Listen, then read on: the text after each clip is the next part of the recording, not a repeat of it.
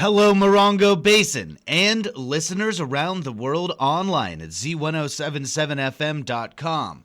Here is the Z107.7 local news for Thursday, June 5th, 2025. A man was arrested for investigation into attempted murder after allegedly trying to stab a bartender in 29 Palms. On Tuesday at around 11:45 p.m., the San Bernardino County Sheriff's Department said that Michael Zoppi, a 43-year-old resident of 29 Palms, was at the Virginian on 29 Palms Highway near the corner of Cholla Avenue in 29 Palms. The Sheriff's Department said that the bartender refused to serve Zoppi any more alcohol and asked Zoppi to leave several times, but Zoppi refused. The Sheriff's Department said that Zoppi attempted to stab the bartender with a knife. The bartender was not injured. An employee at the Virginian called 911, and deputies arrived and arrested Zoppi at the bar. Zoppi was found to have an existing warrant for driving under the influence.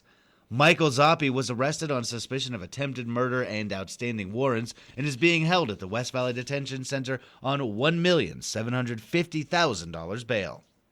A Big Bear man was arrested for investigation into felony vandalism after allegedly drilling into a car's fuel tank and stealing gas in Yucca Valley. On May 27th, San Bernardino County Sheriff's deputies responded to a report of a trespasser at a home in the 7600 block of Pinion Drive in Yucca Valley. Deputies say that the homeowner saw the suspect on video surveillance and provided live updates about the incident to 911. Deputies arrived and say they found that the suspect had drilled a hole through the bottom of the victim's car's fuel tank in order to steal gasoline. The suspect fled the scene, and deputies estimated the damage to the vehicle at $12,000. Detectives identified the suspect as Dustin Schneider, a 32-year-old resident of Big Bear who is on post-release supervision. Deputies say he was contacted during a vehicle check in Apple Valley on May 29th and taken into custody. Dustin Schneider was arrested for suspicion of felony vandalism and is being held without bail. If you are a high schooler looking for volunteer opportunities, you may soon be able to spend time with animals at the Yucca Valley Animal Shelter. Here's reporter Adeline J. Wells with more. Tuesday night's meeting of the Yucca Valley Town Council included a presentation of the completed operational review of the Yucca Valley Animal Shelter. The review was announced at a council meeting in March, following an increase in public concern about practices and policies administered by the shelter. Town staff presented interim reports at meetings on April 1st and May 6th. Deputy Town Manager Shane Stuckel presented the majority of the report, along with Town Manager Curtis Yakimo. Stuckel began the presentation with data taken that day. The shelter currently has 101 dogs spread between 33 kennels in the impound building and 26 in the adoptable building. He noted that this was the shelter's highest number of dogs as of yet. The report then highlighted actions the town has initiated to improve operations, many of which have already begun implementation. These include reaching out to rescue groups, scheduling low-cost spay-neuter clinics, bi-weekly updates of animals on Pet Finder, utilizing local and social media, hosting special adoption events, and coordinating with county resources. Yakimo emphasized the importance of data collection and new software for improving operations. Staff initiated the creation of a council subcommittee to meet quarterly on animal care and control issues. Councilmember Jim Schooler and Mayor Jeff Drodes both volunteered to serve on the board. Meetings will be open to public participation and begin in August or September of this year. As has been the trend with recent town council meetings, the item garnered much public interest and comment. Several attendees questioned the fact that the report contained little new information since the update on May 6th. Others again raised concerns about shelter management and emphasized the need for continued accountability, as expressed by Pioneer Town resident Susan Herring.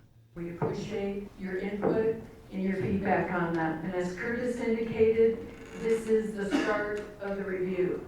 I can assure you from many people in the community, even though we will not necessarily be in the audience here, we will be watching. If we don't see things happening, we will be back.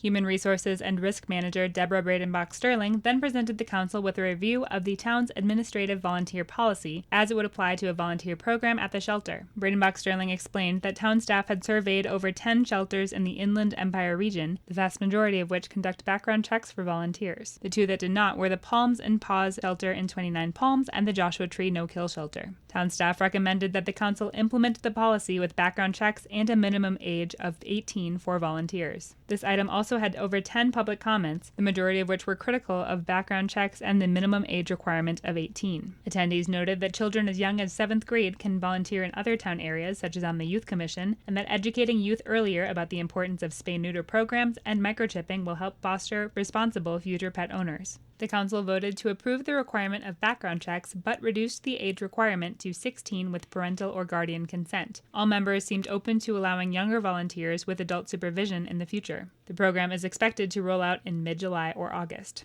Councilmembers Abel, Yes. Lombardo, Yes. Schooler, Yes. and Mayor Trost. Yes. Reporting for Z107.7, this is Adeline J. Wells.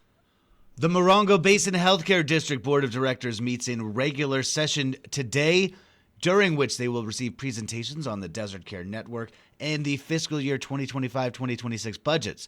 The board will also discuss filling the vacant board seat for Voting Zone 3. The window to make an appointment for the seat has expired and no candidate has come forward to be considered. The directors will receive information from district staff to determine how best to proceed. The Morongo Basin Healthcare District Board of Directors meets today at 6 p.m. at their district offices at 6530 Lock and Tenta Road, Suite 400, Yucca Valley. Copper Mountain College is holding a spring dinner celebration next Saturday, and tickets are available now. Called Shining Through, Reflections of Success, the event will honor the legacy, growth, and future of Copper Mountain College and feature live music by the Smoky Quartz Quartet, specialty cocktails crafted by Junie's Gin, fabulous dinner, and the warm hospitality of MC and event chair Diane Durden, Copper Mountain College Foundation board member and proud CMC alumna.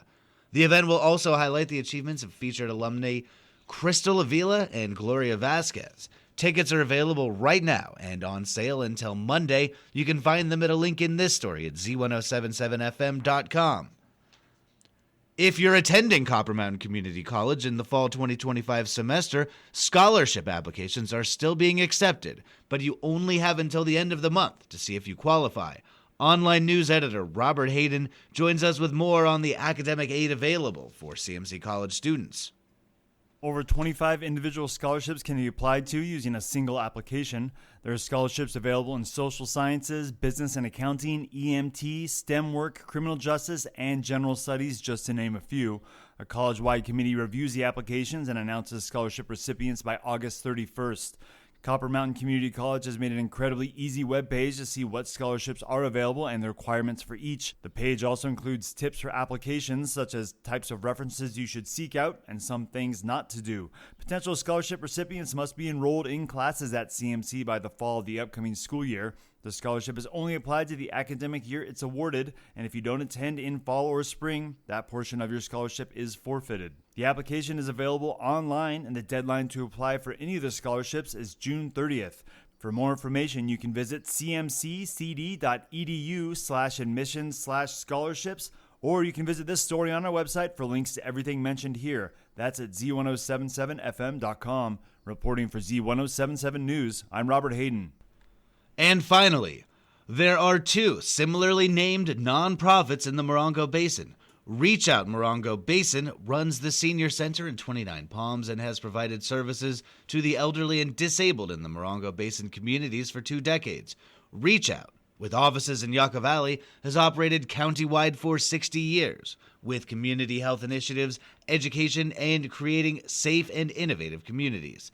The county-wide Reach Out will be featured on this week's Z107.7 Up Close show. Program Manager Carrie Kish, Community Health and Policy Director Daniel Castillo, and Outreach Specialist Victoria Burden will talk with host Gary Dagnot about the organization and its work. All about Reach Out this Friday at 10 a.m. here on Z107.7. It will be available as a podcast at Z107.7fm.com later Friday afternoon. That's our local news. Hear local news 7 times a day, 7 days a week at 7, 8, 9, noon, 4, 5, and 6. If you hear about news happening, let us know. Email us at tips@z1077fm.com. Reporting for the Morongo Basin News Leader, the award-winning Z107.7 Local News, I'm News Director Jeff Harmatz.